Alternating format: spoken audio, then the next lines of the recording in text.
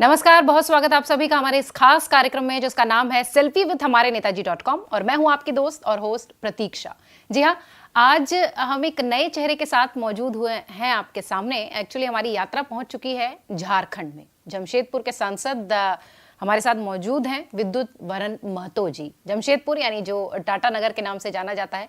आज जानते हैं कि जमशेदपुर कैसा है और विद्युत वरण महतो जी यहाँ तक कैसे पहुंचे हैं, सांसद बनने का सफर उनका कैसा रहा, उनका संघर्ष कैसा रहा। ये तमाम बातें हम आज के इस कार्यक्रम में आपके सामने रखेंगे। विद्युत जी हमारे साथ हैं, हम उनसे बातचीत का सिलसिला आगे बढ़ाते हैं। विद्युत जी, बहुत स्वागत आपका। Thank you. विद्युत जी, सबसे पहले जो भी नेता बनता है उसके प्रशंसक ये जानना चाहते हैं कि उसके नेता की पारिवारिक पृष्ठभूमि कैसी रही है। मेरा फादर जो है टाटा स्टील में एक मजदूर के स्तर से काम करते थे जी। क्योंकि 1960 के पहले हम लोगों का काफ़ी ज़मीन रहा हुआ।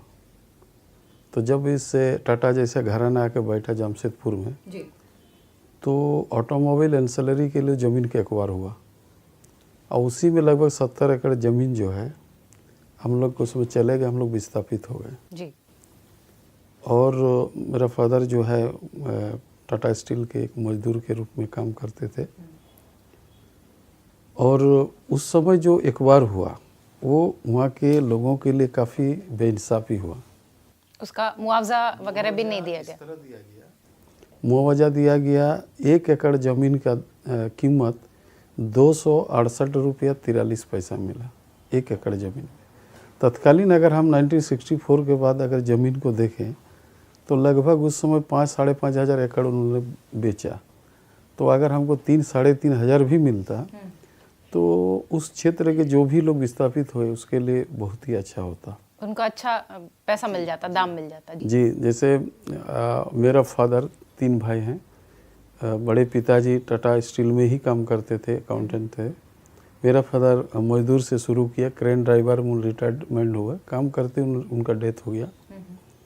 और उसके मेरा छोटा चाचा जो काफ़ी ज़मीन रहने के चलते कोई जगह कम नहीं की। आज स्थिति ऐसा हो गया वो बीपीएल धारी है और फादर मेरा काम करते थे इसलिए थोड़ा पढ़ लिख लिए हम लोग अपनी जगह पर आए और कहिए तो वहीं से मेरा राजनीति शुरुआत हुआ। जब हम महज 14-15 साल के थे तो आए दिन जो पूरा ज़मीन एक्वायर हुआ, खेती बाड़ी तो लिए ही, पूरा ग्राम, पूरा जो हमारा गांव है 2-3 गांव उसको भी एक्वायर कर लिए। तो उस समय डिमांड हुआ कि भाई ठीक है हम लोग सब कुछ आपको विकास के लिए, देश के राज के लिए दे दिए, लेकिन मेरा परिवार कहाँ रहेगा, इसीलिए हमको रहने का कम से कम जगह दीजिए।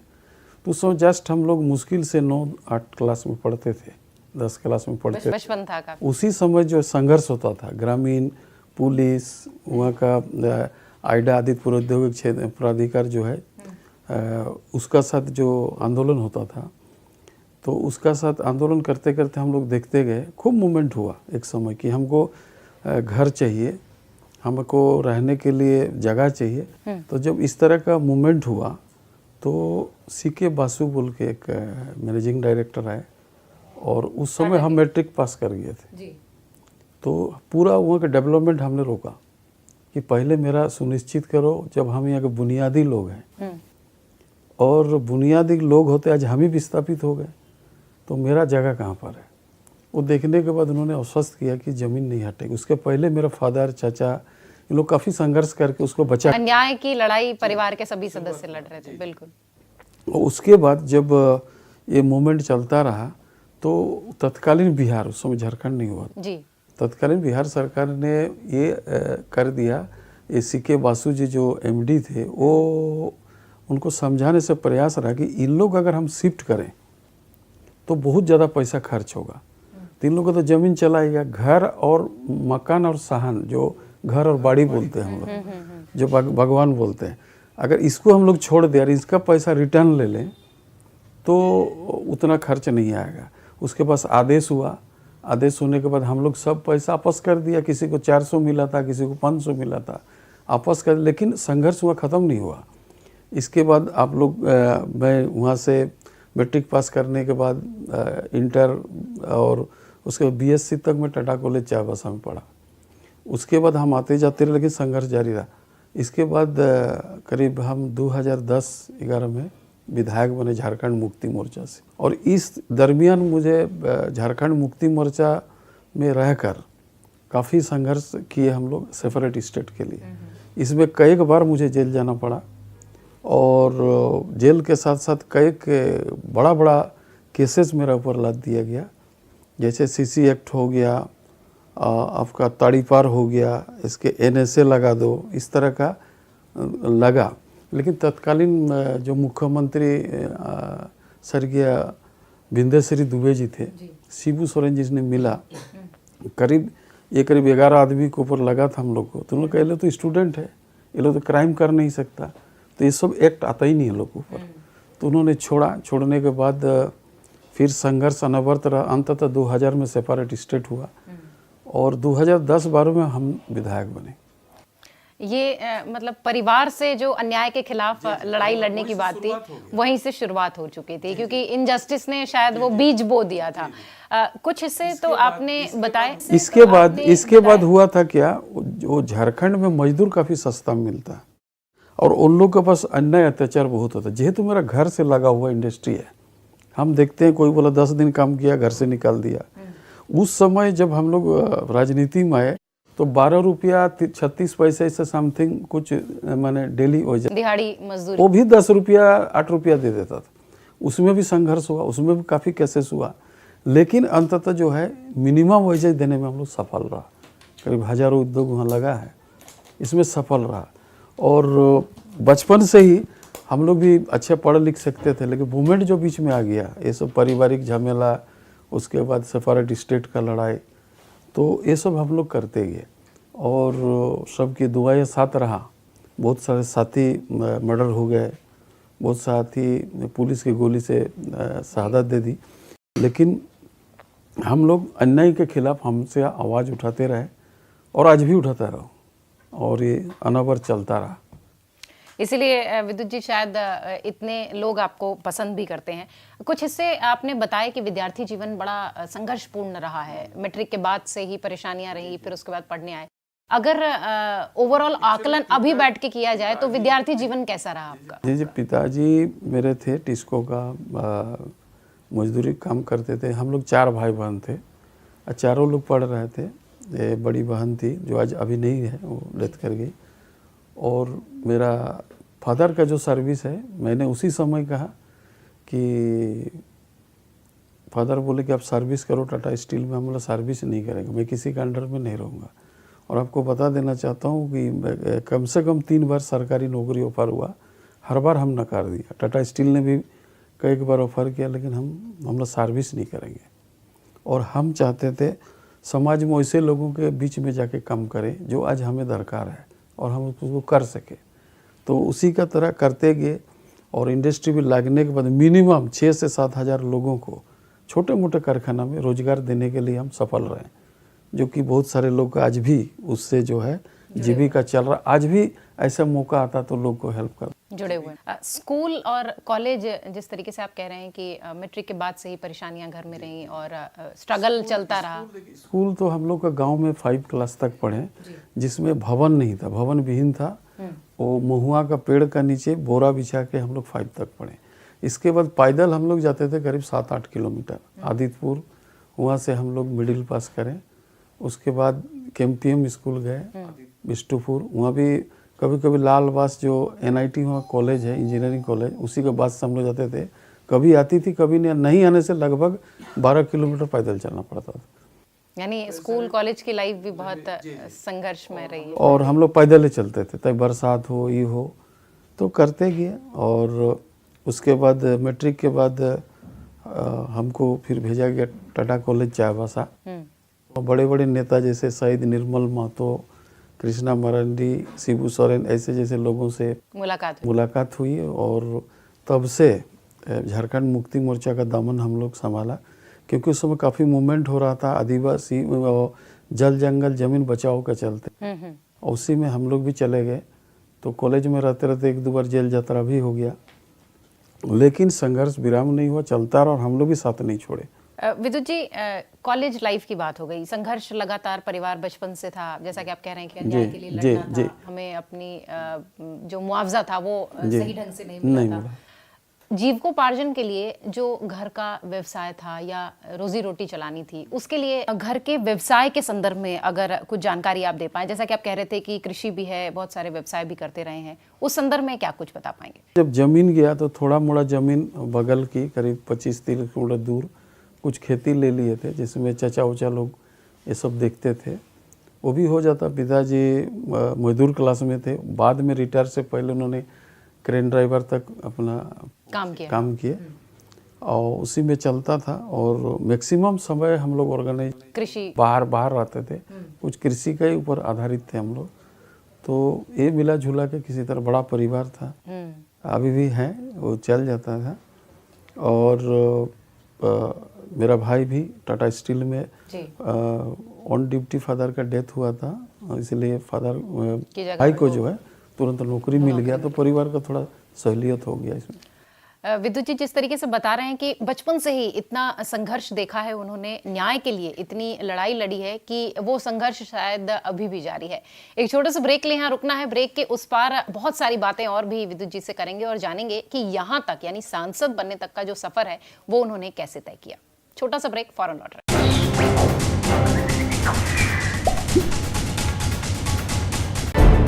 This is Oil India, independent India's first oil producing company. 50 years old, with a heritage that goes back to the first oil well in Asia. A pan-India company on an exciting growth path, with E&P operations in several countries across the globe. A dynamic company with complete industrial harmony and a humane face. Financially secure, adept in state-of-the-art technology. A Government of India enterprise that earns revenue for the nation whilst generating energy for the people.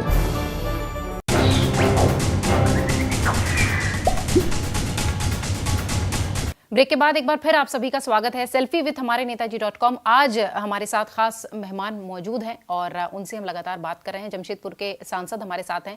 पहले segment में आपने देखा कि किस तरीके से उनका संघर्ष रहा न्याय के लिए और कॉलेज लाइफ तक संघर्ष रहा, और साथ ही अभी भी जैसा कि उनका कहना है कि अभी भी उनका संघर्ष खत्म नहीं हुआ है। अन्याय के खिलाफ लगातार उनका परिवार और वो लड़ते रहे हैं।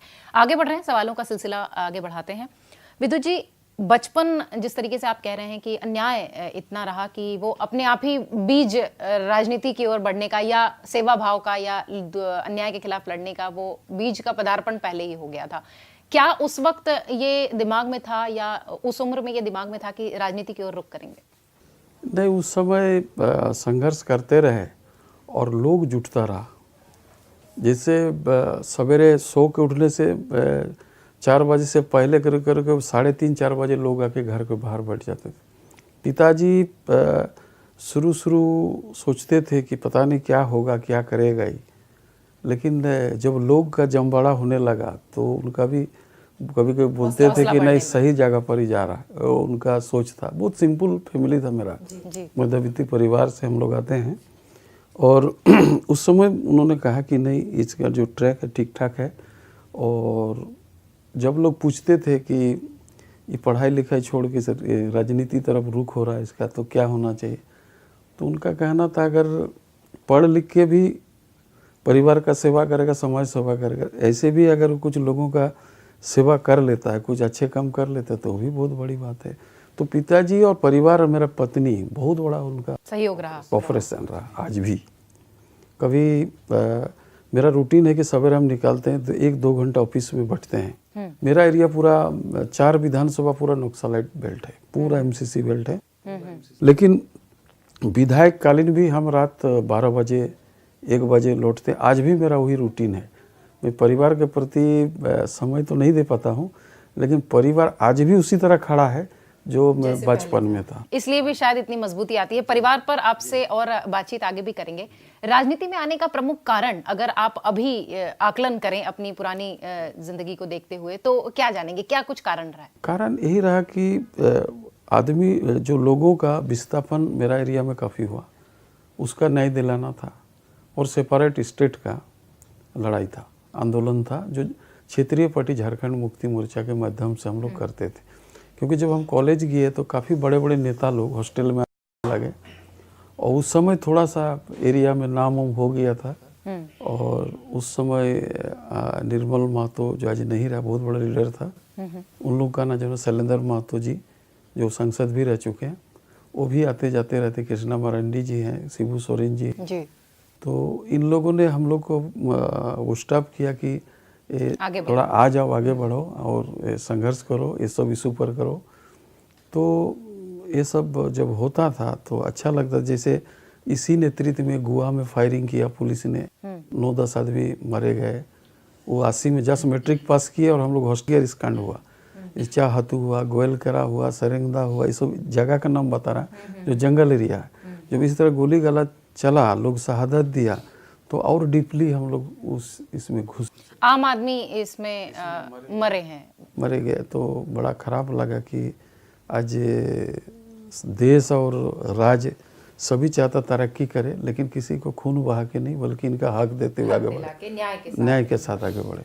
राजनीति के बारे में बात करें विद्युत जी, इन दिनों एक आम लोगों का जो परसेप्शन है, आम लोगों की जो सोच है, वो ये कहती है कि राजनीति मतलब जीविकोपार्जन का जरिया, व्यक्तिगत हित आजकल लोग देखकर राजनीति में आ रहे हैं। आप इस पर क्या कहें? देखिए, आपके बात पर हम इनकार नहीं करते। कुछ लोग ऐसा कर जाते हैं, चाहे राजनीति वाला हो, पुलिस वाला हो या डॉक्टर, इस तरह काम कर जाते हैं कि वो समाज बदनाम हो जाती है।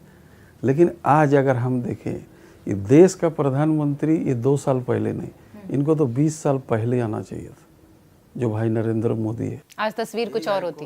ये आइकॉन है। आज पूरा, आज सिर्फ भारत का नाज नहीं है, आज विश्व इस चीज़ को मानता है कि भारत के जो प्रतिनिधित्व भाई नरेंद्र मोदी करते हैं। आज अमेरिका के जो अभी नए राष्ट्रपति बने, वो कहते हैं कि हम इनका काम करने के स्टाइल को अनुसरण करके अपना देश को डेवलप करें। बहुत बड़ी बात।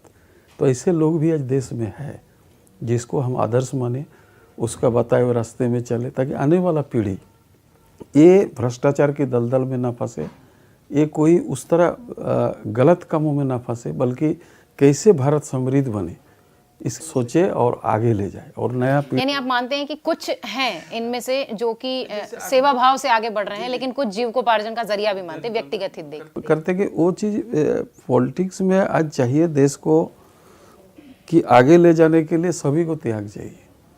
आज महात्मा गांधी जी हो या हमारे सुभाष चंद्र बोस जी हो, बहुत से ऐसे महान नेता जो असली नेता की परिभाषा दी, उन लोग को हम आदर्श मानते, आज भी मानते।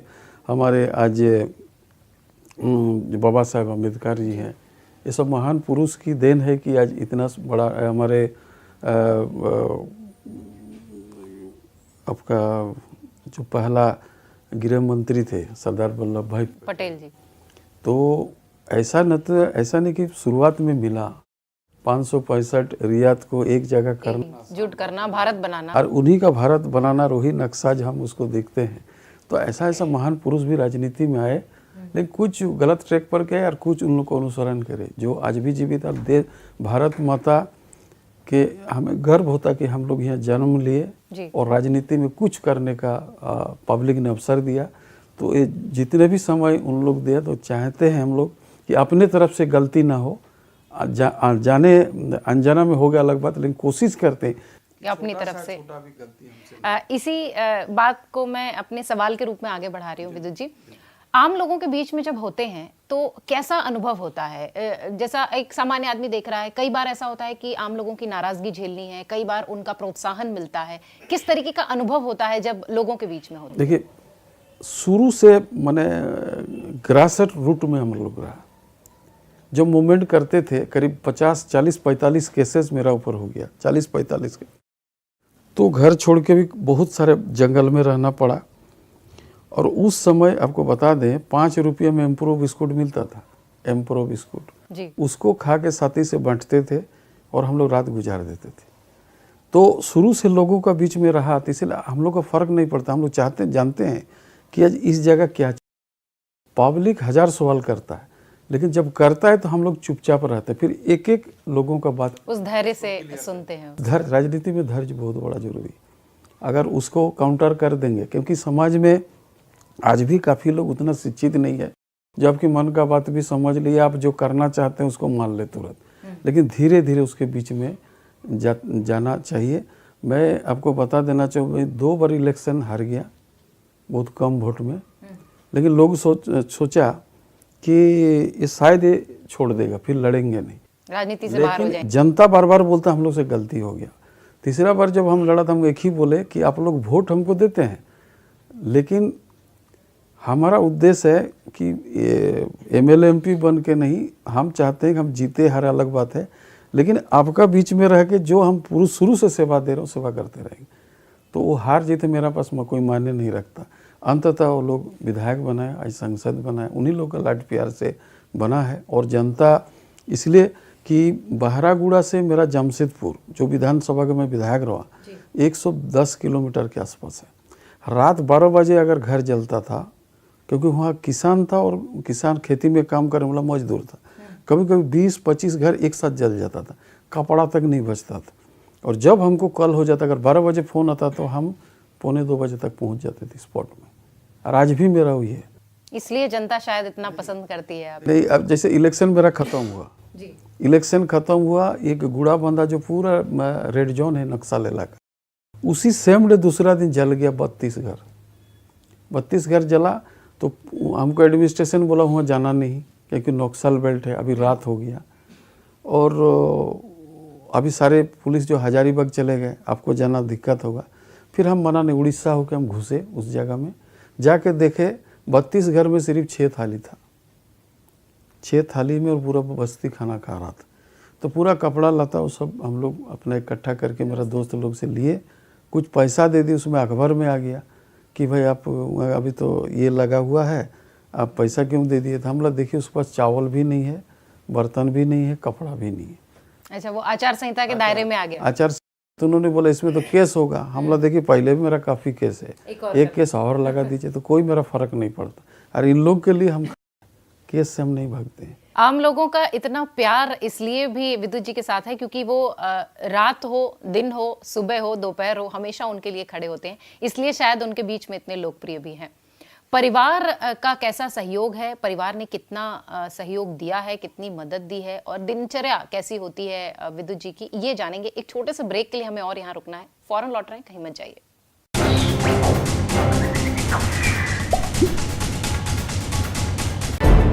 This is Oil India, independent India's first oil producing company. 50 years old, with a heritage that goes back to the first oil well in Asia. A pan-India company on an exciting growth path, with E&P operations in several countries across the globe. A dynamic company with complete industrial harmony and a humane face. Financially secure, adept in state-of-the-art technology. A Government of India enterprise that earns revenue for the nation whilst generating energy for the people.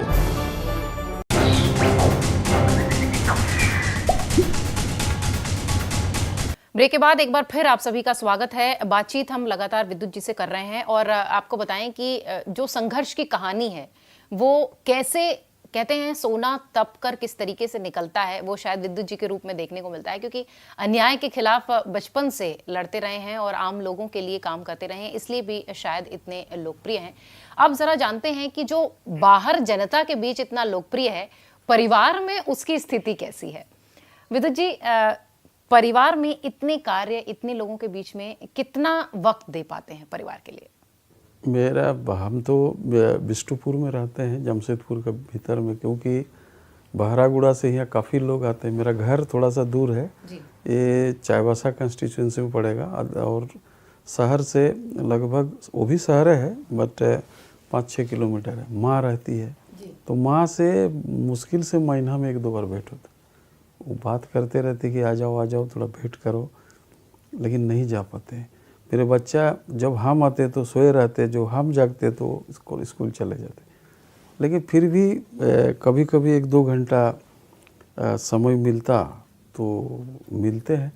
और पिछले साल मेरा जो बच्चे हैं वो लोग बोले इसको कैलेंडर में दागी लगाओ कि दोपहर का खाना कितने दिन खाते हैं पापा 1 साल में। तो करीब 16-17 दिन था जो दोपहर का जो कहीं उसकी टीज भी भीतर होती होगी कि उनको वक्त नहीं दे पाते। अभी आदत हो गया। मेरा बेटी जब छोटी थी तो उन्होंने कहा था कि मेरे जितने फ्रेंड हैं उनका पापा संडे का रहता है, आप कौन सा ड्यूटी करते हैं? अब जो संडे को भी नहीं होते। नहीं, बच्चों की अपनी शिकायत होती है, उनके पेरेंट्स टीचर मीटिंग है, उनका स्कूल है। बेटा मैकेनिकल इंजीनियरिंग पढ़ रहा है, वो तो अभी थोड़ा बड़े हो गए, अभी समझदार हो गए। और पत्नी मेरे बहुत ही इस सब काम से जुड़ा हुआ है, इसलिए वो समझती हैं। और मेरा एब्सेंट में भी कोई लोग आते हैं तो उनसे बातचीत करना। पत्नी की या मैम की कोई शिकायत नहीं होती, आप घर पर काम नहीं देते, ध्यान नहीं देते, सारी चीजें मुझे करनी है, कुछ इस तरीके की शिकायत जो एक आम बीवी की होती है अपने हस्बैंड? ऐसा कभी हुआ नहीं। और उनका कुछ भी बात रहता तो उनको कहते हैं कि भाई ये काम में थोड़ा आपको मदद करना है, तो हम बोला ठीक है, इसको कहीं फ़ोन करना है, किसी से बात करना है तो कर देते। लेकिन पब्लिक भी आते थे, उनसे बढ़िया से बातचीत कर लेते हैं। इसलिए शायद विद्युत जी इस मकाम पर हैं क्योंकि परिवार का बड़ा सपोर्ट है। सभी परिवार का, मेरा हर एक एक व्यक्ति का सपोर्ट रहा। मेरे नहीं, मेरा जो चाचा लोग हैं उनका भी फैमिली, मेरा गांव के लोग काफ़ी प्यार करते हैं बचपन से ही। क्योंकि कुछ भी सामाजिक भी काम होता तो मुझे बुलाया जाता, तो उन लोगों के बीच में रह के करते। बिल्कुल विद्युत जी, जिस तरीके से आपने कहा कि परिवार का बहुत सहयोग होता है तभी शायद आदमी इतना मजबूत होता है, तभी आप आज इस मकाम तक हैं। आपके जो दिनचर्या के काम होते हैं सुबह से लेकर रात तक लोगों के बीच में जाने तक, उसमें परिवार कितना सहयोग करता है? आप कह रहे हैं कि आपके चाचा का भी बहुत सपोर्ट है, एक संयुक्त परिवार के तौर पर छवि बनती है। कितना सहयोग परिवार का आपके दैनिक कार्यों में होता है, आपके दिन भर के जो काम होते हैं उसमें होता है? पूरी सहयोग रखते हैं, क्योंकि सवेरे हम लोग निकाल पड़ते हैं। ऑफिस में काफ़ी, कैसे शनिवार संडे बहुत सारे भीड़ होते हैं, और वहाँ से लेके मैंने रात 12, मैंने मैक्सिमम रात 12 साढ़े 12 बजते हैं लौटने का समय। तो पूरा ख्याल रखते हैं हम लोग, कितने बजे आएंगे, खाना से लेके सब कुछ। और उनको पता चलता है कि बाहर में खाना कम खाते हैं, घर ही में खाते हैं, तो उतना देर तक वेट करना, रात जगना, तो लोग का भी बहुत बड़ा सपोर्ट और त्याग उन लोगों। बच्चों का भी त्याग रहा अपने पिता के लिए कि वो बाहर काम कर रहे हैं, इसलिए शायद हमसे दूर हैं। एक ये किस्सा बहुत शानदार था आपका कि बच्चों ने ये तय किया कि कैलेंडर में मार्क करो कि कितने दिन हमारे साथ खाना खाते हैं साल में। ये वाकई में परिवार की तपस्या होती है। विद्युत जी, राजनीति में आने के बाद जो सामाजिक या व्यक्तिगत जीवन है उसमें और राजनीतिक जीवन में कितना अंतर आपको देखने मिला? थोड़ा सा इस पर प्रकाश डालें। देखिए, राजनीतिक जीवन में आने के बाद मेरा लाइफ पूरा बिजी हो जाता है, समय नहीं होता, और आप स्वतंत्र रूप में नहीं कुछ कर पाते, क्योंकि ऐसा प्रॉब्लम आ जाता है। जैसे ऐसा गरीब लोग है, कोई आ जाता है कि मेरा हॉस्पिटल में मेरा भाई है, छुट्टी हो गया, 1 लाख रुपए 50,000 रुपये बिल हो गया, उसको दे नहीं पाते, आप थोड़ा माफ़ करवा दीजिए। कोई आता कि बेटी का शादी हो रहा, उसमें थोड़ा, कोई बोला फादर डेथ के, काफ़ी गरीब लोग देहात का होते हैं, वो लोग से मिलते जुलते ही समय कट जाता। और हम लोग चाहते कि अब जैसे लोकसभा चलता है तो फ्राइडे को हम लोग 3:40 वाला फ्लाइट चल जाते हैं। अगर शाम तक चला सेशन तो 6 बजे वाला में जाते हैं। दूसरे दिन सवेरे निकालना पड़ता है, और पूरा शनिवार रविवार पूरा घूमने के बाद फिर संडे नाइट को चले आते हैं, क्योंकि सोमवार से कॉन्स्टिट्यूंसी कि 100 आदमी से 200 आदमी से मुलाकात हुई, अगर 200 से अप्रोच किए, अगर उसमें 40 आदमी का भला हो गया तो हो गया, यहाँ रह के तो कुछ नहीं। इसलिए हम लोग, यानी जब सेशन चल रहा होता है तो शनिवार इतवार भागना ही पड़ता है। और ये नशा है, आपको हम बता रहे हैं कि हम लोग रह ही नहीं सकते, क्योंकि शुरू बचपन से लोगों के बीच में रहा, नहीं रह पाते हैं कि चलो आज 2 दिन छुट्टी कटा लें, ऐसा होता नहीं, संभव नहीं होता। अच्छा, आमतौर पर जो आपकी दिनचर्या होती है जब सेशन नहीं चल रहा है, जब दिल्ली में नहीं है, तो आमतौर पर सुबह से लेकर रात तक की किस तरीके का शेड्यूल होता है, क्या दिनचर्या होती है? ऐसा होता है कि सवेरे स्नान करके नाश्ता करके पहले ऑफिस चले जाते जी। मेरा ऑफिस में जितना काफ़ी दूर दूर से लोग आए रहते, तो जो सुदूर देहात का होता 60 किलोमीटर 70 के जो दूर से पहले मिल लेते हैं। शहर वाला को रिक्वेस्ट करते हैं थोड़ा सा आप लोग वेट करिए, लेकिन अंतिम तक गाड़ी बैठने तक जब तक लास्ट आदमी से हम बात नहीं करते तब तक हम गाड़ी में नहीं चढ़ते। उससे बात करते, उससे रिलेटेड समस्या होता, उससे संबंधित पदाधिकारी से बात करते, फिर बात करने के बाद उनको बताते कि अमुक दिन आइए, आपका क्या हुआ रिजल्ट हम बताएंगे। उसके बाद जो रूटीन तैयार होता है प्रोग्राम का, उसको सेट करते हैं, क्योंकि रूरल एरिया जो है मेरा नक्सल इफेक्टेड है, इसलिए करीब 4-5 बजे तक उस एरिया में रहते। जैसे शाम हो जाता तो शहर जो 2 विधानसभा है, इसको हम फिर शहर में आके काम करते, तो उसमें करते करते 11, साढ़े 11, 12 बज ही जाता। यानी पूरा दिन जनता के लिए बीत जाता है। और ऐसा जगह है, मैं क्रॉस घूमता हूँ। आज सोचे कि रूरल में 4 विधानसभा है, लगता है कि अरे एक सप्ताह हुआ उधर गया नहीं, तो काम नहीं रहते उस जगह कुछ करते हैं और जिससे मिलने चले जाते हैं। बिल्कुल विद्युत जी, जिस तरीके से जनता से जुड़े हुए हैं, इसमें कोई संदेह नहीं कि उनकी जो मेहनत है और उनकी जो सेवा का भाव है जनता के लिए, वो ही उन्हें लोकप्रिय बनाए हुए है और जनता के बीच में वो इतने प्रचलित हैं। एक छोटा सा ब्रेक के लिए हमें यहाँ और रुकना है, बातचीत का सिलसिला हम आगे भी जारी रखेंगे, कहीं मत जाइए, फौरन लौट रहे हैं।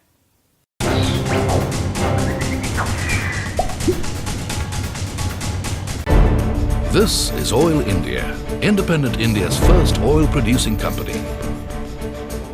50 years old, with a heritage that goes back to the first oil well in Asia.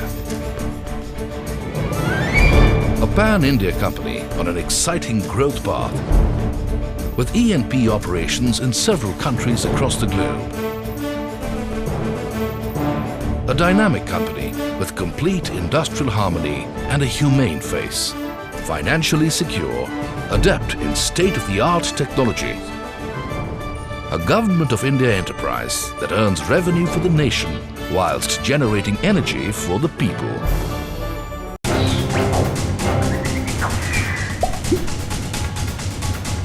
Break के बाद एक बार फिर हम हाजिर हैं अपने खास कार्यक्रम सेल्फी विद हमारे नेताजी.com को लेकर। हमारे साथ विद्युत जी मौजूद हैं, लगातार उनसे बातचीत हो रही है। संघर्ष उनके जीवन का उन्हें यहाँ तक ले आया है, विधायक से सांसद तक का सफर उन्होंने कैसे तय किया है, जनता के बीच इतने लोकप्रिय हैं, तमाम बातों पर वो एकदम खुलकर बेबाक तरीके से अपनी राय रख रहे हैं। अब जरा उनसे जानते हैं कि राजनीति को लेकर, राजनीति शब्द को लेकर उनका क्या विचार है। विद्युत जी, अक्सर आम लोगों के बीच में इन दिनों जो राय बन रही है, वो राय ये कहती है कि राजनीति का स्तर इन दिनों बहुत गिर गया है, चाहे वो व्यक्तिगत आक्षेप को लेकर हो, चाहे वो भाषा को लेकर हो। भाषा की मर्यादा नहीं है, पहले विपक्ष भी होता था तो एक मर्यादित भाषा का इस्तेमाल होता था। स्तर इन दिनों बहुत गिर गया है, आम आदमी ऐसा सोचता है, आप क्या कहेंगे? देखिए, कुछ जो विषय पर आर्गूमेंट होता है तो लोग आपा खो देते हैं, लेकिन संयम रखते हुए बात को रखना चाहिए और अनपार्लियामेंट्री शब्द को यूज नहीं करना चाहिए, बल्कि मर्यादित भाषाओं से लोगों को अपना बात रखना चाहिए। तो कहीं भी होता है, सदन हो, बाहर हो, सामाजिक कार्यक्रम हो, तो बेहतर होगा, क्योंकि यही से लोग सीखते हैं। जैसे पहला पीढ़ी ने जितने अच्छे या बुरे दोनों रास्ते पर जो चीज़ वो लोग किए, वो निचला इकाई उसी को देखता, उसे ही फॉलो करता है। समाज में चाहिए जो छोटा ही हो लेकिन बेहतर हो, अच्छा हो, जो आने वाला पीढ़ी उसको अनुसरण करे, ताकि भारत की परंपरा और उसकी सभ्यता हमेशा बरकरार रहे। एक आदर्श नेता के गुण अगर आपको गिनाने हो, सेवा एक अलग बात होती है, सेवा के भाव से ही राजनीति की ओर आदमी अग्रसर होता है। एक व्यक्ति में क्या कुछ गुण हो जो कि वो आदर्श नेता बन जाए? सेवा, आपकी बात सही है, सेवा भावना रहना चाहिए और पूरी समर्पित होना चाहिए। अपना कम दूसरे का अधिक देखना है और उसमें भी ये देखना है व्यक्ति हित को कम साध के आम लोगों का बीच में जितना हो सके, ऐसा नहीं कि बहुत सारा, जितना उनसे बन पड़े अच्छे काम करना चाहिए। सभी को गलती होती है, कभी कभी क्या ना, फीडबैक गलत मिल जाने के बाद कुछ गलत हो जाता है, लेकिन हम लोग सवेरे से शाम तक ही भगवान से प्रार्थना करते हैं कि हम लोग के हाथ से कोई गलत काम ना हो जाए। लोगों के बीच रहते हुए डर लगता है, क्योंकि हम लोग बहुत छोटे मीडियम परिवार से आते हैं, जहाँ तकलीफें देखी हैं, लोग भावनात्मक रूप से जुड़े होते हैं। मिडिल फैमिली क्या होता है कि वो डरता है दूसरी सम्मान पर डरता है, मन सम्मान पर डरता है, इसीलिए इसको ध्यान रखना पड़ता है। और भी जो भी लोग हैं, अपार में भी जो लोग बैठे हैं, वो कोशिश होना चाहिए कि बेहतर रिप्रेजेंट करे और अपना बात जो भी रखे ढंग से रखे, ताकि वो चीज़ सिर्फ एक आदमी नहीं देखता, पूरा संसार देखता है। और उसी में आचरण, उनका व्यवहार, उसका काम करने का तरीका, उसी में लोग उसको नंबरिंग करता है कि ये लोग अच्छे हैं, जो खराब है, और वोट के जरिए उनको जवाब देते हैं। बिल्कुल, हो या ना हो, लोगों से बेहतर बात कम से कम ठीक से करना चाहिए।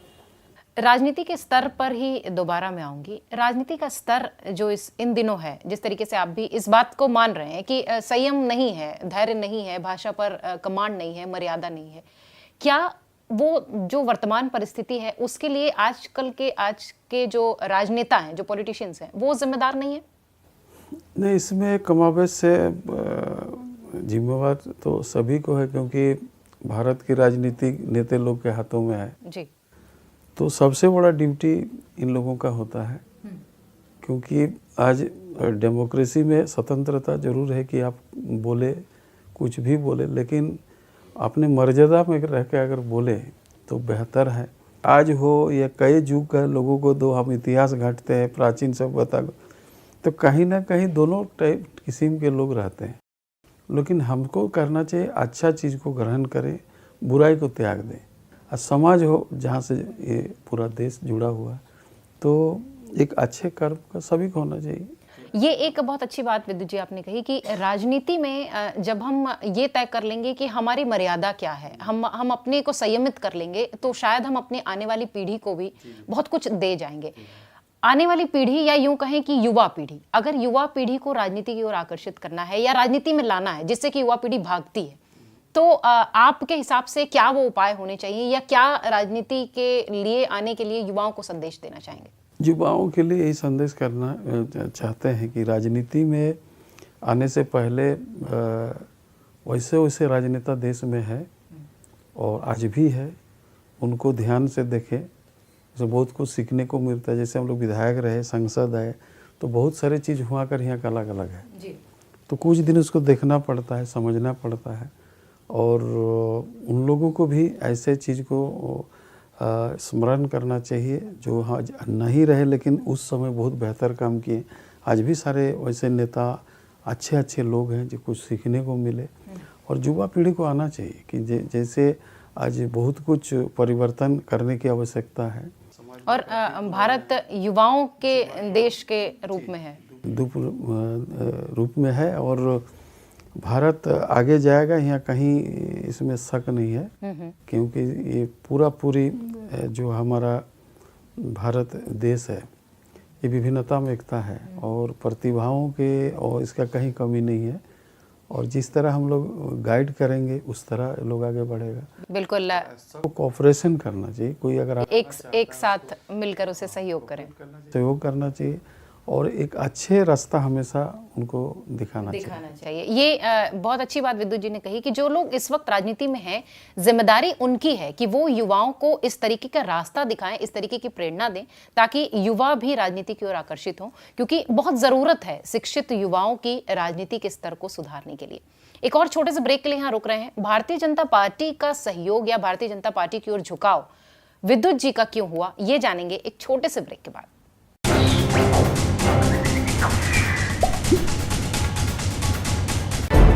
This is Oil India, independent India's first oil producing company. 50 years old, with a heritage that goes back to the first oil well in Asia. A pan-India company on an exciting growth path, with E&P operations in several countries across the globe. A dynamic company with complete industrial harmony and a humane face. Financially secure, adept in state-of-the-art technology. A Government of India enterprise that earns revenue for the nation whilst generating energy for the people.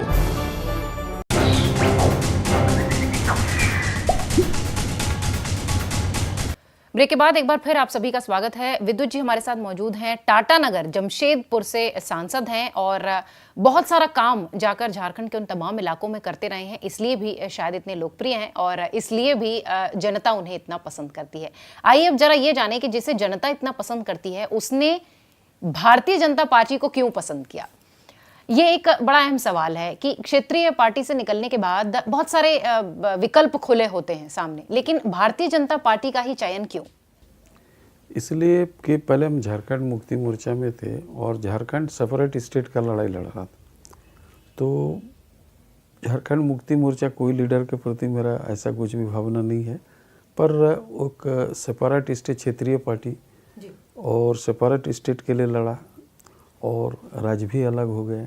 अब चाहिए उस इतना पिछड़ा इलाका है, सारा asset रहने के बाद पूरा सोचिए वो मिनरल्स का भंडार है, लेकिन जब हम लोग जाते हैं बड़ा असहाय लगता है और अपने पर गिल्टी महसूस होता है कि इतने सारे होने के भी आज भी लोग तन में कपड़ा नहीं, सर छुपाने के लिए छत नहीं, हाथ में रोजगार नहीं, इतने बड़े परिवार लोग कैसे चलाते हैं। तो एक डेवलपमेंट चाहिए। तो हम अपने मन में सोचा कि राज्य के लिए लड़े, उसके अंजाम खत्म हुआ, स्टेट मिल गया, अब इसको विकास होना चाहिए। तो एक भारतीय जनता पार्टी एक ऐसा पार्टी है, मैंने देखा इसका कई ब्रांचेज हैं जो काम करता है धरातल में, और इसमें बहुत अनुशासित है, अनुशासन है, व्यक्ति प्रधान नहीं और कुछ गलत काम करने वाला को जगह ही नहीं है। ये सबसे बड़ी विशेषता है।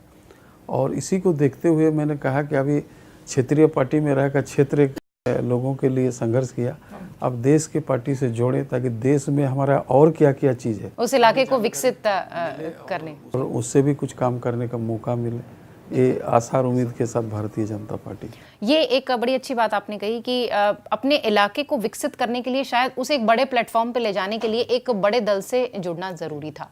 भारतीय जनता पार्टी को अगर बतौर व्यक्ति आप देखें या बतौर सांसद आप देखें, भारतीय जनता पार्टी दूसरी और पार्टियों से किस तरीके से अलग है या किस तरीके से बेहतर है? बेहतरीन इसलिए नज़र आता है, इसमें काफ़ी लोग जुड़े हैं। और आपको हम बता दें, भारतीय जनता पार्टी एक ऐसा पार्टी है जो सर्वप्रथम देश में भ्रष्टाचार को ख़त्म करने का निर्णय लिया। इसमें काफ़ी जुफा इफेक्टेड हुआ, लोग इफेक्टेड हुए और उसमें जोड़ने का काम किया।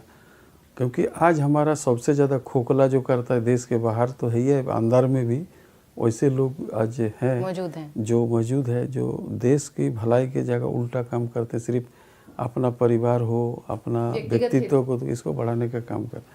तो इसलिए भारतीय जनता पार्टी में ये सब लोगों के गुंजाइश नहीं है और ये हम लोग को अच्छा लगा। इसी के तहत देखते हुए हम लोग इस पार्टी में आए, इस पार्टी के साथ। और झारखंड स्टेट जो हुआ है उसमें परम आदरणीय अटल बिहारी वाजपेयी जी के आदरणीय आडवाणी जी का बहुत बड़ा भूमिका रहा साल 2000 में जी, जो separate state the ji.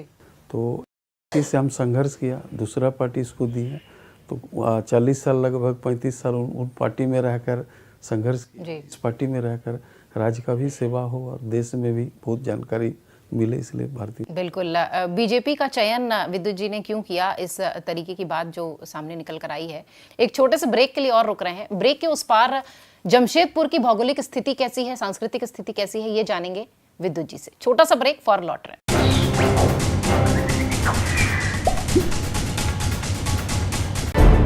This is Oil India, independent India's first oil producing company. 50 years old, with a heritage that goes back to the first oil well in Asia. A pan-India company on an exciting growth path, with E&P operations in several countries across the globe. A dynamic company with complete industrial harmony and a humane face. Financially secure, adept in state-of-the-art technology. A Government of India enterprise that earns revenue for the nation whilst generating energy for the people.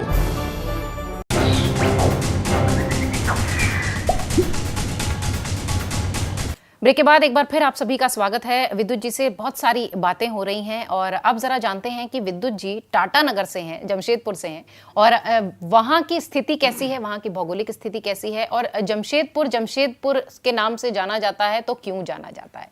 विद्युत जी, आपका क्षेत्र जहाँ से आप प्रतिनिधित्व करते हैं, वहाँ की सामाजिक स्थिति कैसी है, लोग कैसे हैं, भौगोलिक स्थिति कैसी है? अगर दूर से कोई आदमी देखता है तो वो जानता है कि जमशेदपुर मतलब बहुत खनिज संपदा बहुत है, बहुत रिच है, बहुत धनी है। आप अगर आकलन करें अपने संसदीय क्षेत्र का तो क्या बताएंगे? देखिए, ये सही बात है कि जमशेदपुर लोकसभा क्षेत्र जो है खनिज संपदा से संपन्न है और टाटा जैसे घराना वहाँ बैठ जाने के लिए, जैसे टाटा है, टाटा मोटर्स है, ऑक्सीजन है, आपका टिन प्लेट है, ट्यूब है, ये सब बड़े बड़े उद्योग है। ये आ जाने के कारण देश के विभिन्न क्षेत्र से लोग आके वहाँ बस गए और वो एक मिनी भारत का रूप, मिनी भारत। यहाँ हर कल्चर, साउथ का देखिए, पश्चिम बंगाल का देखिए, पंजाब का देखिए, केरल का देखिए, और विभिन्नता में अगर एकता देखना चाहते हैं जमशेदपुर है। और हर पर्व जो है, त्यौहार है, उस सब को हम लोग एक साथ मनाते हैं, सब मिलजुल के मानते हैं। और खास करके हुआ सभी समुदाय के लोग एक दूसरे को हमेशा कोऑपरेट करते हैं और एक अच्छा परंपरा के वहाँ शुरुआत है। और टाटा स्टील रहने के बाद शहर में जिस तरह रोड, रास्ता, बिजलीकरण, पानी और 24 घंटा बिजली वहाँ मिलता है टाटा के जी, तो बहुत अच्छा है। दूसरी और जो रूरल एरिया है, प्राकृतिक का इतना सौंदर्य भरा है कि कई के जगह जैसे एक झाटी, झरना, घाटशिला के काफ़ी लोग घूमने आते हैं। वो मिनी कश्मीर सोचिए उसको, नेचुरल फॉरेस्ट है, इतना सुंदर डैम है, तो देखने को भी काफ़ी कुछ वो जगह है। और हुआ क्षेत्रीय भाषा भाषी, यहाँ का ट्राइबल, हुआ का मूलवासी, आदिवासी, सब लोग मिलकर अपना परंपरा के अनुरूप अपना भाषा, अपना संस्कृति, अपना परंपरा को बचाने के लिए तत्पर है और समर्पित है। बिल्कुल। जमशेदपुर प्राकृतिक रूप से बहुत संपन्न है, इसमें तो कोई संदेह नहीं है। खनिज भी है, प्राकृतिक सौंदर्यता भी है। पिछले का 2.5 सालों से देखें, जब से आपने बतौर सांसद जिम्मेदारी संभाली है, क्या कुछ उपलब्धियां वहां के लिए रही हैं? क्या कुछ काम आपने वहां के लिए किया? जनता पार्टी का सब। उसके बाद हमने कनेक्टिविटी को पहले पकड़ा और लगभग आपको बता दें 300 करोड़ से ऊपर रोड, रास्ता बन रही है। PMGSY ये सब छोड़ के, राज्य संपोषित छोड़ के पथ निर्माण विभाग से बन रहे हैं। आदरणीय गडकरी जी को भी धन्यवाद देना चाहते हैं, जो NH लाइफ लाइन जी खाली आपका झारखंड नहीं की बल्कि पश्चिम बंगाल, उड़ीसा और आंध्रा, ये तीनों का वो लाइफ लाइन है। उस NH को इतना जर्जर स्थित है, 14 साल से 72 करोड़ की लागत से हमने वो बनवा दिए, CM साहब और गडकरी जी के सहयोग से। अभी लगभग 1400 करोड़ से वो 4 लेन बन रहा है, जो पेंडिंग हो गया। टेंडर हुआ था आज से 6 साल पहले, किसी कारणवश वहाँ पर जो टेंडर जिसको मिले था कॉन्ट्रैक्टर हट गए थे, अभी बिडकॉन को मिला है, वो सारा काम शुरू कर दिए हैं। अभी रांची से इधर जो मधुकन मिला है वो पेंडिंग, लेकिन धीरे धीरे काम हो रहा है, वो बहुत कुछ। और सबसे बड़ी बात है ये जो दुरंतो एक्सप्रेस जी, दुरंतो एक्सप्रेस मैंने जो पार्लियामेंट में 2-3 बार उठाया कि मेरा जमशेदपुर में रुकती है, और आपने मंत्री जी को कहा कि बोल रहे हैं कि रेल काफ़ी घाटे में चल रहा, तो एक सुपरफास्ट ट्रेन रुकती है 15 मिनट, खाना चढ़ता, पानी चढ़ता है, उसके बावजूद बोर्डिंग का सुविधा नहीं दी है। तो उन्होंने तत्काल हमें बुलाया और उन्होंने कहा कि आप जाके ट्रैफिक से मिलिए और इससे मिलिए। जब वहाँ पर जाके हमने बताया तो उन्होंने तुरंत बोला इसको तुरंत बोर्ड में लाओ और दुरंतों को अभी जहाँ जहाँ रुकती है वहाँ पर बोर्डिंग दे दो ताकि इसका रेवेन्यू बढ़े। और हमने उस समय कहा था कि टाइम का किलिंग नहीं होगा। तो आप लोगों के दुआ से, मेरे प्रयास से, ना बल्कि जमशेदपुर रुका बल्कि देश के 27 जगह रुका और 23 दुरंतो विभिन्न जगह पर रुका। ये बड़ा उपलब्धि था। उसके बाद एक लोकल ट्रेन मेरा पूरा लोकसभा कनेक्टिविटी के लिए मैंने बनते ही साथ उनको शटल के तौर पे जी अभी एक बेंगलोर के लिए हैदराबाद होके चलवा रहे हैं। तीसरा अभी लोकमान्य तिलक इस बजट में मिला। आज ही हम बात किए बेंगलोर के लिए काफ़ी बच्चा पढ़ते हैं कि पढ़ाई का हायर एजुकेशन का कोई बहुत सुविधा नहीं। मैं देश के प्रधानमंत्री से मिलकर हायर एजुकेशन कनेक्टिविटी बढ़िया हो इसके लिए हो। और अभी सुरदा माइंस जो बंद पड़ा था उसको मैंने खोला दिया। केंदाडी को मैंने NOC दिलवा दिया। अभी राखा माइंस ओवरलैपिंग है। UCL और SCL कोपर और यूनियम दोनों लीज एक ही जगह हो जाने का दिक्कत है। 14 साल पे बंद पड़ा। अभी माननीय प्रधानमंत्री के आशीर्वाद से लगता है खुल जाएगा। उनसे भी हम मिले थे। अब माननीय मुख्यमंत्री ने उसका उनको बुला के अभी बोला कि इसको जल्दी ख़त्म करो तो NOC अगर मिल जाएगा तो वो खुल जाएगा तो थोड़े से रोजगार के अवसर भी बढ़ जाएंगे। 8-10 हज़ार आदमी का तुरंत इमीडिएट काम हो जाएगा, साधन हो जाएगा। इसके लिए हम लोग और देख रहे हैं कि जितना माइंस बंद पड़े हैं उसको चालू कराएं। और माननीय मुख्यमंत्री जी से हम कहा कि सालाना अगर 5-6 रोड और मिल गया तो एकदम सुदूर से देहात लोग मुश्किल से 1.25 घंटा में जिला मुख्यालय पहुंचेगा। इसको हम देख रहे हैं। विद्युत जी, ये तो बात हो गई जो काम पिछले 2.5 सालों में हुआ। 2019 अब आम चुनाव आएगा, यानी अगला चुनाव 2019 होगा। और क्या तैयारी है और काम करना है, अपने क्षेत्र के लिए काम करना है, किस तरीके से वरीयता आपने दे रखी है दूसरे कामों की? अभी जैसे पंचायत लेवल पर मंडल अध्यक्ष के माध्यम से हम लोग कलेक्ट कर रहे हैं जी। अभी हम लोग सोचे कि 6 महीना हर गांव में लोकसभा का पहुंचे, उसका एक फीडबैक ले लें। और जो बहुत ही महत्वपूर्ण चीज़ जैसे पीने का पानी, स्कूल, ये सब चीज़ का स्वास्थ्य, ये सब चीज़ के लेके हम लोग एक ये बना रहे हैं ताकि इसके माध्यम से रह के हम लोग काम कर सकें। मूलभूत सुविधाओं को थोड़ा सा मैच्योर करने की जरूरत है। ऐसे भी आदरणीय प्रधानमंत्री जी के दिशा निर्देश पर ये जो कुछ काम हुआ, जनधन योजना हो, उजाला योजना काफ़ी इफेक्टेड हुआ है। और ये स्वच्छता एक बहुत बड़ी चुनौती था जो कि देश में ये धरातल में उतर रहा है। तो वर्तमान सरकार जिस आशा और उम्मीद के साथ काम कर रहे हैं और जो एकदम समाज के अंतिम छोर अंत्योदय का जो हमारे एक सोच है, अंत्योदय माने अंत में भी विकास करना, बिल्कुल। तो इसी को फोकस करते हुए जो काम हो रहा है बेहतर हो रहा है। जैसे 2024 तक सबको मुकन हो, 2018 तक सारे बिजली कनेक्टिविटी हो। इनके अलावा मुख्यमंत्री जी से हमने आग्रह किया कि 9 और सब स्टेशन बोल के 4 जो ग्रिड बनाना और उसके माध्यम से उसको जोड़ देना। तो अभी भी एमओयू किया है 2-2 जगह में, अगर बन जाता है तो झारखंड का बिजली भी अच्छी बेहतर हो जाएगी। इसी को फोकस करके तो दैनंदिन जीवन में लोगों का दरकार का चीज़ है। बिल्कुल। 2019 तक विद्युत जी ने बहुत सारी प्लानिंग कर रखी है अपने क्षेत्र के लिए, अपने इलाके के लिए, और ज़रूरी भी है क्योंकि लगातार वो लोगों से जुड़े रहे हैं, लोगों के बीच रहे हैं। एक मध्यम वर्गीय परिवार से आते हैं, इसलिए पता है कि किस तरीके की तकलीफ़ें होती हैं, मूलभूत सुविधाएं कितनी ज़रूरत की होती हैं उन परिवारों के लिए, इसलिए भी काम करते हुए आगे बढ़ रहे हैं। कार्यक्रम के अंतिम पड़ाव में हम हैं। एक छोटे से ब्रेक के लिए यहाँ भी रुकेंगे। ब्रेक से लौटेंगे तो जानेंगे कि अनुशासन प्रिय मोदी जी से, पीएम मोदी जी से विद्युत जी ने क्या क्या सीखा और कहाँ तक अपने जीवन में वो मोदी जी के नियमों को या मोदी जी के अनुशासन को उतारते हैं। छोटा सा ब्रेक ले रहे हैं, कहीं मत जाइए, फौरन लौट रहे हैं।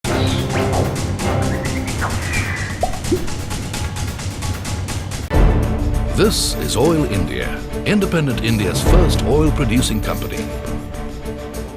50 years old, with a heritage that goes back to the first oil well in Asia. A pan-India company on an exciting growth path, with E&P operations in several countries across the globe. A dynamic company with complete industrial harmony and a humane face. Financially secure, adept in state-of-the-art technology. A Government of India enterprise that earns revenue for the nation whilst generating energy for the people.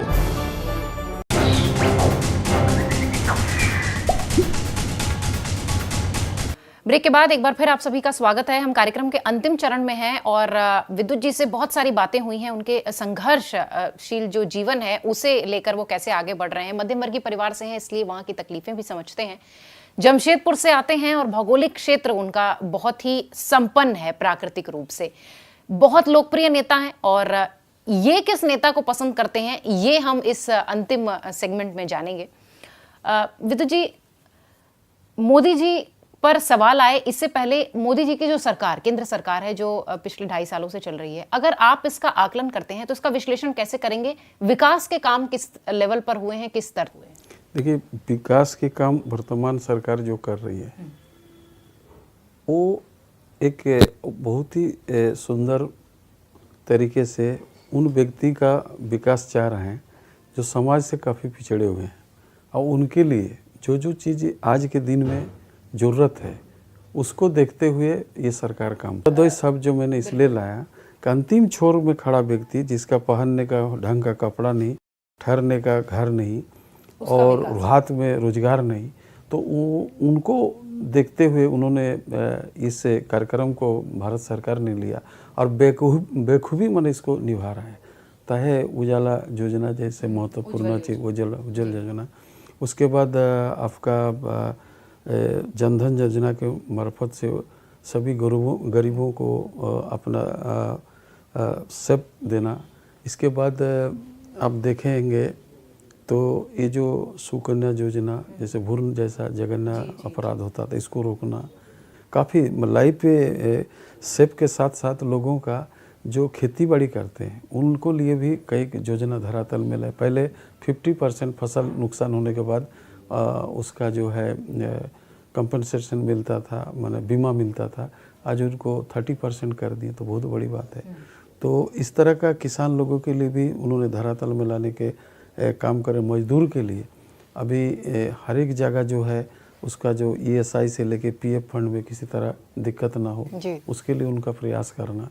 तो समाज के हर वर्गों के लिए शिक्षा के क्षेत्र में वो काफ़ी कुछ कर रहे हैं। अभी देखिए हर जगह लगभग मेडिकल कॉलेज बहुत जगह खुला है। एम्स के बाद इंजीनियर IT हब जैसा बहुत जगह कि हमारे जमशेदपुर में भी अभी एक तो इस तरह हर क्षेत्र में बच्चे को इनका यही ध्यान है कि हमारे जो टैलेंट है वो हिंदुस्तान में रह के हिंदुस्तान के लिए काम करे और हिंदुस्तान को समृद्ध। 2.5 साल का जो कार्यों का विश्लेषण है वो सही दिशा में जा रहा है। बिल्कुल, आप इतने लोकप्रिय नेता हैं, लेकिन आपके पसंदीदा नेता मोदी जी, PM मोदी जी से क्या कुछ सीखने मिलता है? किस तरीके से वो प्रेरणा बनते हैं? क्योंकि कहते हैं कि बहुत अनुशासन प्रिय हैं, 18-18 घंटे काम करना, विदेशों में रहना, देश के कार्यक्रमों में हिस्सा लेना, क्या कुछ उनसे सीखने को मिलता है? देखिए, एक इंसान विदेश से लौट के और 3-3 जगह प्रोग्राम करते हैं तो बहुत बड़ी बात है। और मैं तो कहना चाहता हूँ कि इनका इतिहास भारत देखेगा, आने वाला पीढ़ी भी देखेगा। और मेरा तो सोच है, मेरा अपना व्यक्तिगत सोच, इस शताब्दी का सबसे बड़ा लीडर हमारे भारत के लिए बन के उभरेंगे, ये मेरा पूरा भरोसा है। और उनका काम करने का शैली और अच्छे तरीके से समझना, और ये तो कहना चाहिए गॉड गिफ्टेड आदमी है। इतने सारे घंटा बोलने के बाद एक शब्द 2 बार रिपीट नहीं होना, ये सब हम लोग देखते हैं, स्मरण करते हैं, सीखने की कोशिश करते हैं। और वो बहुत बड़ा एक हम लोग का केवल आइकॉन है समाज के लिए कि देश को बेहतर तरीके से चला रहे हैं और ले जा रहे हैं। सांसदों की क्लास जब मोदी जी लेते हैं तो क्या कुछ उनका देखिए एक ही उद्देश्य है उनका कि आपको जो भी समय मिले जनता के भीतर जाइए, लोगों के लिए बिताए और उनके समस्याओं को सिर्फ संघर्ष नहीं बल्कि उसको निदान करिए। और समाज में कई किस्म के लोग आते जाते रहते हैं, सबको परखते हुए बेहतर काम करने की कोशिश करें, ये उनका ये। और जब तक अपने आप को बेहतर नहीं कीजिएगा तब तक समाज को बेहतर काम नहीं कर सकते, नहीं दे पाएंगे। और आप अपना जो भी वक्त है वो जनता के लिए दीजिए, लोगों के लिए दीजिए। जितना देर उन्होंने सजेस्ट करता है, मन करता है कि और कुछ देर बोले और कुछ हम लोग सुने। बहुत अच्छे इंसान तो खुद ही हैं, पर देश के प्रति पूरी समझ 100% समर्पित है। जी बिल्कुल, जिस तरीके से आप कह रहे हैं कि इतने अनुशासन प्रिय हैं, इतने क्षमतावान हैं, एक युवा के बराबर 18 घंटे 20 घंटे काम करना कोई छोटी बात नहीं होती, बहुत बड़ी बात मानी जाती है। केंद्र सरकार का नेतृत्व करते हुए तो अगर आम आदमी के तौर पर आपको अंक देने हो 1 से 10 के बीच में, तो आप क्या अंक देंगे? पूरा 10 का 10 से भी प्लस दे देना चाहते। 10 में 10 नंबर मोदी जी की सरकार के लिए। पूरा जी बिल्कुल विद्युत जी, जिस तरीके से कह रहे हैं कि मोदी जी की सरकार को, केंद्र सरकार को वो 10 में से 10 पूरे अंक देंगे, क्योंकि विकास की ओर मोदी जी की जो सरकार है वो अग्रसर है। विद्युत जी का ऐसा मानना है। विद्युत जी, बहुत धन्यवाद, आपने हमारे लिए वक्त निकाला, हमारे इस कार्यक्रम के लिए वक्त निकाला। Thank you. जिस तरीके से विद्युत जी काम कर रहे हैं, इसमें कोई संदेह नहीं कि जनता के बीच यूं ही लोकप्रिय रहेंगे। और हमारी ढेरों शुभकामनाएं सर आपके लिए हैं। आप राजनीति में नए मकाम को छुएं और आगे बढ़ते रहें। तो आज के लिए इस कार्यक्रम में बस इतना ही। अगले हफ्ते नए मेहमान, नए चेहरे और नए नाम के साथ आपकी मुलाकात करवाएंगे। तब तक के लिए मुझे दीजिए इजाजत। अपना ध्यान रखिए और खुश रहिए। नमस्कार, धन्यवाद।